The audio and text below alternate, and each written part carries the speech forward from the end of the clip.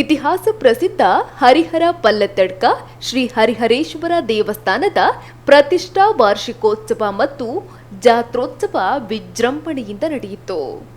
ಊರ ಪರವೂರ ಭಕ್ತರು ಹಸಿರು ಕಾಣಿಕೆಯ ಮೂಲಕ ಸಿಯಾಳ, ಅಡಿಕೆ, ಬಾಳೆಗೊನೆ ಇತ್ಯಾದಿ ಫಲವಸ್ತುಗಳನ್ನು ಕ್ಷೇತ್ರಕ್ಕೆ ಸಮರ್ಪಿಸಿದ್ರು. ನಿನ್ನೆ ಬೆಳಗ್ಗೆ 6ರಿಂದ ಸಂಜೆ 6ರವರೆಗೆ ಅರ್ಧ ಏಕಾಹ ಭಜನಾ ಕಾರ್ಯಕ್ರಮ ನಡೆಯಿತು.